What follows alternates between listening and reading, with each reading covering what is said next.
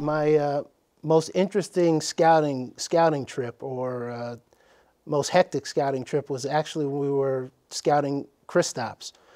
I remember I left to go to Istanbul to watch a player play, and so on a Thursday I arrived in Istanbul, went to a game to watch him play that evening, and then after the game I had dinner with he and his agent.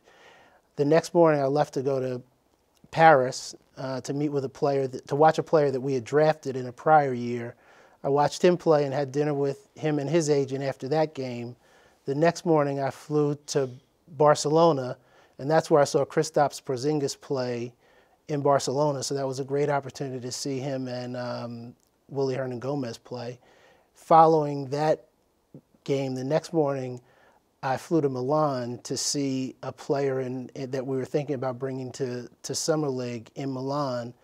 Met with him and his agent that night, and the following day I took a day off because I wanted to at least say I'm in Europe for 4 or 5 days. I want one day where I can walk around. So I walked around Milan, and the next morning I took a flight back to New York, and we had a 4,000 person season ticket holder forum that I went to that night after I returned. So that was clearly one of my most hectic scouting trips. One does stick out for me if I've got to pick one. It was actually maybe 10 days prior to the draft. I was working with the Detroit Pistons at the time, and there was a young man over there that we needed to see because he was not going to be able to make it to the States, and he was someone that was, was worth consideration at where we were picking. So myself and a colleague of mine, we get on a plane from Detroit, Michigan on a Thursday, and we fly to Bilbao, Spain. So get there on Friday, we watch the prospect work out, have dinner with him for 4 hours.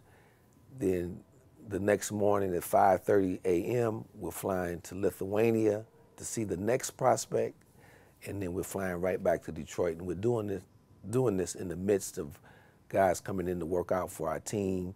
It was a very long trip. I remember that. Did not get much sleep, but that's part of the sacrifice you make when you sign up to work in the NBA. And but at the end of the day, it's a fond memory for me.